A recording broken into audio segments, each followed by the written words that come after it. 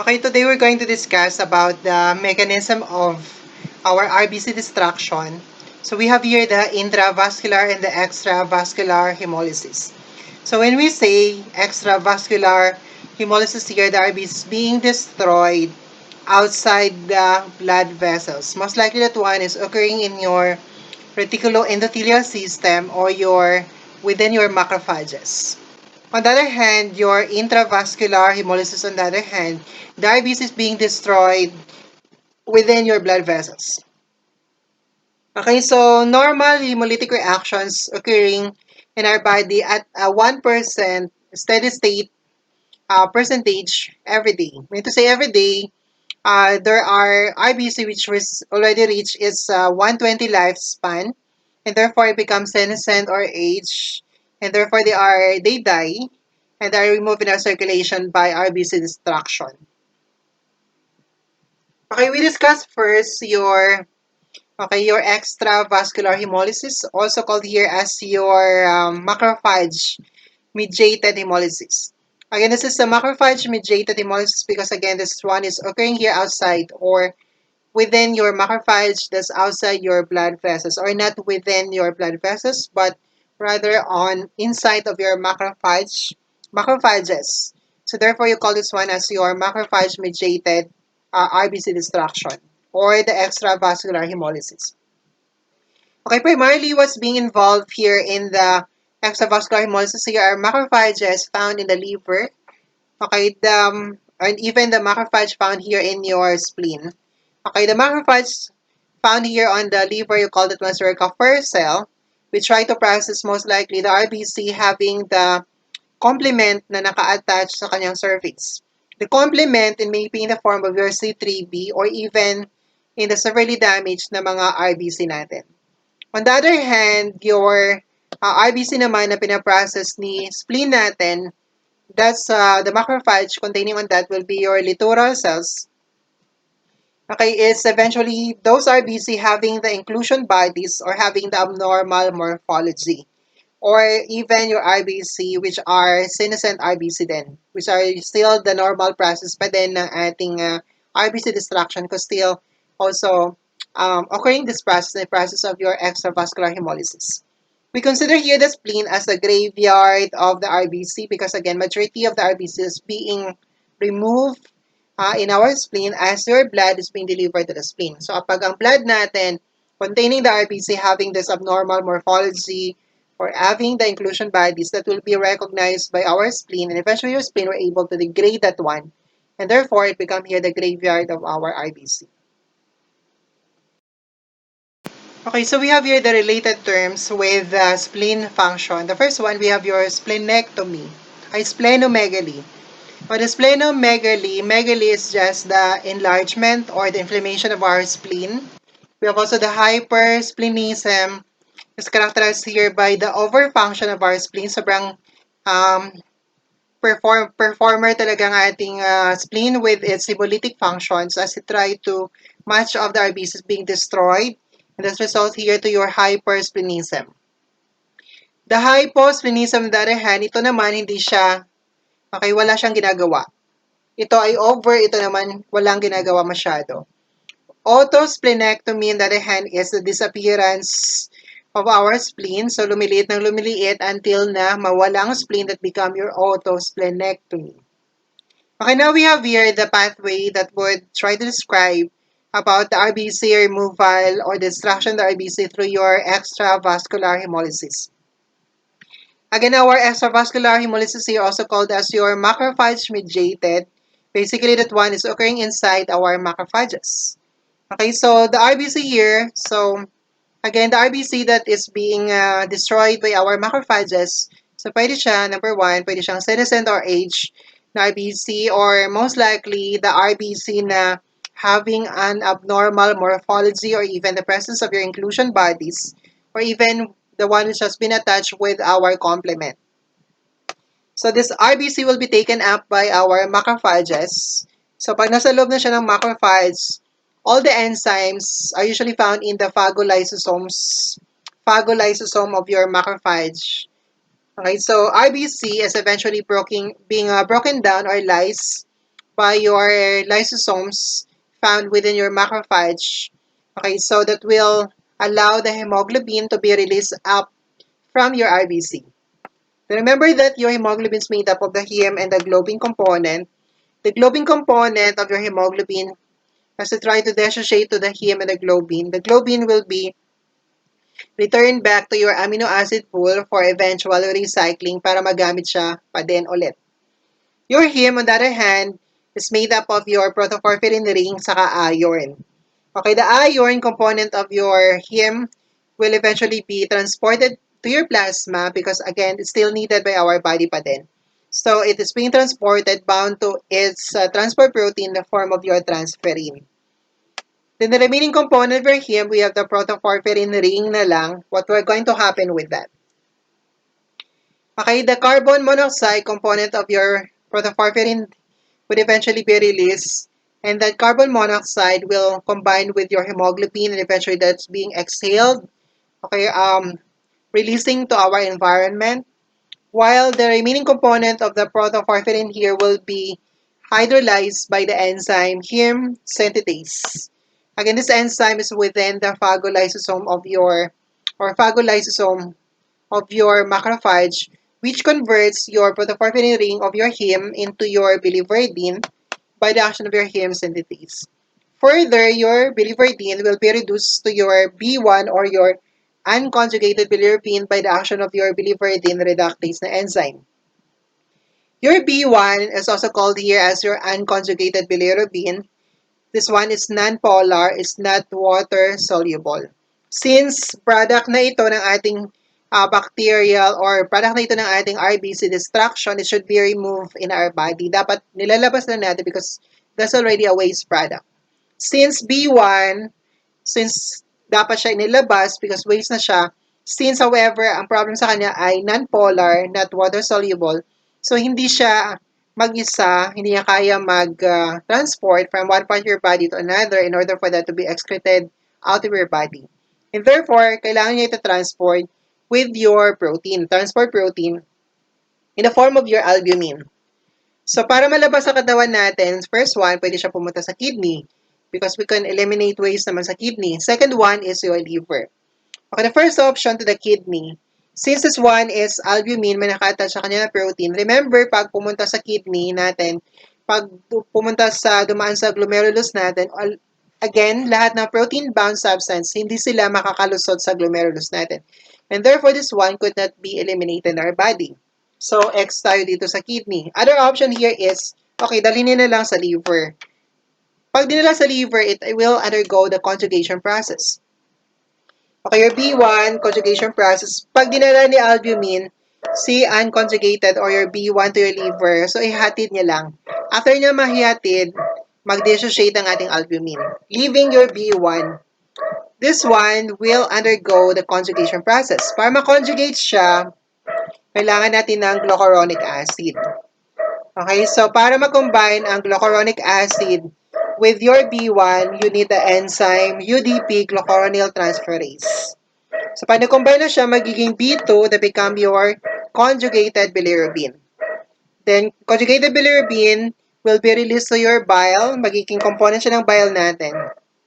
Okay, then your bile will be stored in your gallbladder temporarily. And along with the bile na stored sa gallbladder natin, meron tayong B2 or your conjugated bilirubin. Okay, then eventually your bile, pag kailangan natin ng bile sa intestinal tract, like in the lipid digestion process, your bile pupunta sa small intestine. Okay, pag pumunta sa small intestine ng bile, again, bile is needed para ma-digest ang fats natin for emulsification of your fats. Pag nasa small intestine na siya, okay, this will be converted to your urobilinogen. Your B2 will be converted to your urobilinogen by the action of your intestinal bacteria. Okay, so eventually we have that one. Once your urobilinogen, we're going to go to your small intestine.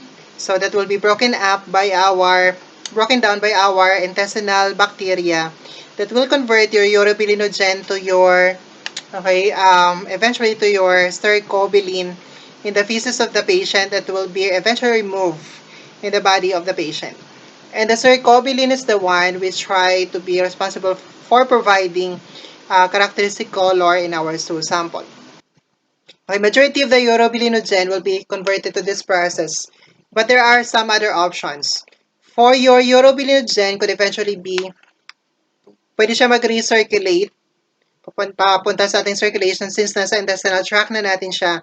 It could recirculate in our body, and eventually pwede pa rin siya bumalik sa liver for another process of your oxidation process. So again, pag pumunta ng liver, co-conjugate, ipa-process, bile, so eventually go on. Another one, the option here is your urobilinogen could be carried to your kidney.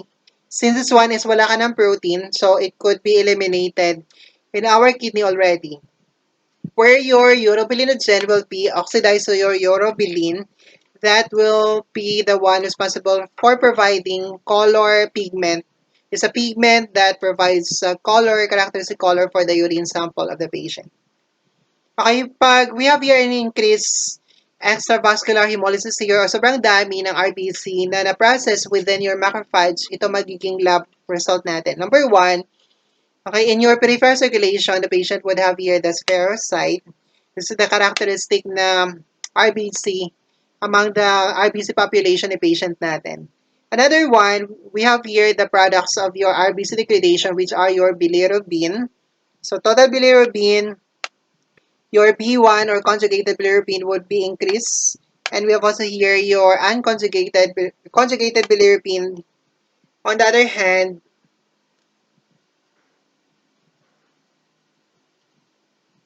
okay, let your B1 or unconjugated bilirubin, total bilirubin will be increased. And your conjugated bilirubin, which is your B2, will be normal. And your urine urobilinogen, since madami ka naman na-convert on that, expect also to have here an increased result with that. Okay, the next mechanism here of the RBC destruction occurring within our blood vessels, and that belongs to your intravascular hemolysis. Other name of your intravascular hemolysis, that's your fragmentation hemolysis.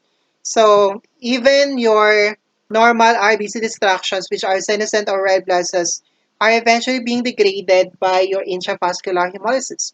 So 10 to 20% of the normal RBC, senescent or age, are eventually being processed or being released directly to your plasma where it try to be catabolized in your intravascular hemolysis process.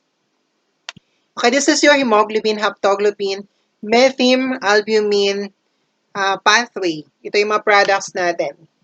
Okay, so basically, this pathway will try to ensure that the iron component of the hemoglobin is being salvaged or ma-recycle natin and eventually hindi niya hayaan na pag nag-rupture ang RBC natin, ang iron content of that will be just released or be excreted in our kidney directly.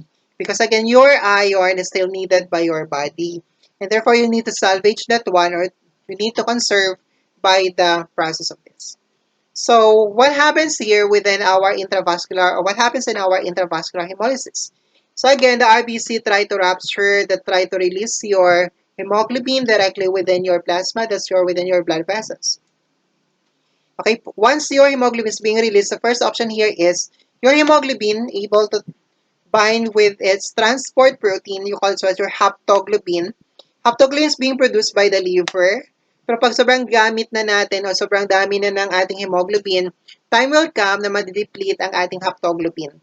Kasi may limit ang production ng ating liver with that. So, pag sobrang dami ng RBC na nag-rupture, expect na bababa ang haptoglobin natin.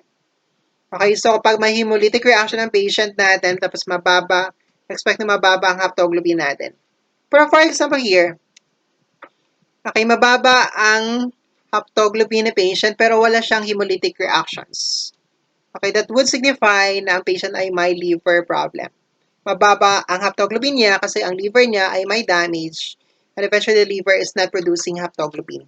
Pero pag may manifestation ng hemolytic reactions tapos mababa ang haptoglobin, so it's normal na process because nagagamit ang haptoglobin natin in order for that to combine with your hemoglobin coming from your ruptured na RBC.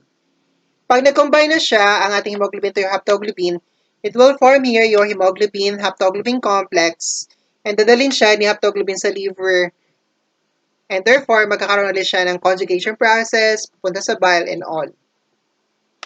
Okay, ano naman mangyari pag naubos sa haptoglobin? So, pag naubos ang haptoglobin, so marami kang mga free hemoglobin sa plasma natin. Pag madami kang free hemoglobin sa plasma natin, become your hemoglobinuria, or pag nasa ihi, madami hemoglobinuria, or pag madami na sa plasma, that's your hemoglobinemia. Madami sila sa blood natin because naubusan ka ng haptoglobin as your transport protein. And therefore, this free hemoglobin, pag sobrang tagal na wala pa ding haptoglobin, that will be converted to your hemosiderin. And therefore, pag nag-test ka ng Prussian blue staining reaction, since this Prussian blue is for your hemosiderin, it will give a positive result. For another one, sobrang tagal din, hemoglobin will eventually further converted to your methemoglobin. So, tataas ang level ng methemoglobin natin pag meron tayong intravascular hemolysis. Okay, another option here with your hemoglobin could eventually be broken down to your hemoglobin. So once broken down, your globin will be returned to your amino acid pool for eventual reuse. Your the option the heme here, pwede siya mag-combine sa kanyang transport protein in the form of your hemopexin. To form here your hemopexin complex. We try to deliver your heme going to your liver for eventual degradation pa din. Okay, just like kanina heme oxygenase, di ba? Heme synthetase. Wait, I just need to correct here. That's your heme, converting your heme to your biliverdin, that's your heme oxygenase. Hindi siya heme synthetase, that's heme oxygenase.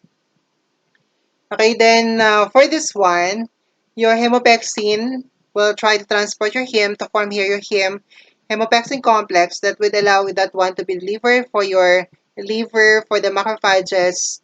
Okay, that would eventually try to be catabolized, converting that one with the action of your heme oxygenase to your biliverdin, then further biliverdin reductase to your unconjugated bilirubin, and so on. Pag naubos ang ating hemopexin is also a transport protein, is produced also by the liver. So, pa sobrang gamit niya, sobrang dami ng hemoglobin, tayo welcome that your hemopexin ay madideplete. And eventually, pag naubos na siya, temporarily, your heme could combine with your albumin to form here your methymalbumin. Until such time na you produce again here, madaming na hemopexin. Pag dumami ulit ang hemopexin, that's the only time na magbabind ulit ang ating heme to your hemopexin and it will be processed the normal way. So, ano na-notice natin dito? Pag may red cell destruction ng ating mga transport protein, haptoglobin, hemopexin, bumababa ang kanilang level kasi nagagamit sila. Okay, laboratory test that would help us then to diagnose for your intravascular hemolysis, the presence of your schistocytes in your peripheral blood smear. Then for the bilirubin, total bilirubin B1 usually increase. Your B2 conjugated bilirubin is usually normal. And again, haptoglobin, hemopexin, again, those are your transport proteins. Since ginagamit sila for transport, expect na bababa ang kanilang level kasi nagagamit sila. Your free hemoglobin, okay, so dadami sila since, again, pag naubos ang haptoglobin natin, for example, you have much of your free hemoglobin. Okay, therefore increasing that one, so that will also allows your free hemoglobin to be converted to your hemosiderin or even to your metalbumin. Methemoglobin. Okay, as a summary for the lab tests that will differentiate between your intravascular and extravascular hemolysis here. So, in the blood of the patient, total bilirubin B1, both of that would have here increase because again, your bilirubin is the degradation products of your RBC destruction. So, it's actually the hemoglobin degradation products coming from your hemoglobin ang ating bilirubin. Your B2, which is your conjugated bilirubin for both your intravascular and extravascular, appear to be the results normal for that. Lactate dehydrogenase would also increase for both because this is a product of your RBC destruction. Haptoglobin, so again, transport protein natin mababa. Okay, haptoglobin mababa. Your hemopexin mababa din, and free hemoglobin mataas for your intravascular hemolysis. And this one, wala naman tayong mga haptoglobin, din naman tayo gumagamit ng hemopexin sa ating extravascular hemolysis. And therefore, free hemoglobin, haptoglobin, hemopexin they are not significant in the extravascular hemolysis because they are not involved on that. We're not using that one naman. Okay, for the urine, urobilinogen for both. Since pareho sila na, again, urobilinogen also coming from your bilirubin pa din siya. And therefore, for both intra and extra, so they are both increased. Free hemoglobin is positive for your intravascular methemoglobin, di ba? Pag madami kang free hemoglobin, madami din makakonvert to your methemoglobin. And also, pag madami kang free hemoglobin, madami makakonvert to your hemosiderin. That's why magiging positive tayo sa Prussian blue staining reaction, which is only applicable here with the intravascular hemolysis but not in your extravascular hemolysis. Okay, for the blood, anticoagulated blood of the patient, so since my RBC destruction, may hemolysis ang patient natin, so expect na mababa magiging hemoglobin, hematocrit, or even the RBC count of the patient for both. Again, because intra and extravascular hemolysis is the product of your RBC destruction and therefore hemolytic reaction. So mag-rupture ang RBC natin, expect na bababa ang mga hemoglobin, hematocrit, saka RBC count. Then we have here the predominating type of the RBC found within the peripheral circulation of patient natin. Okay, for the extravascular, your macrophage mediated, so it's more of the spherocyte. In the intravascular, so more of the schistocytes because this one is your fragmentation hemolysis. Okay, thank you.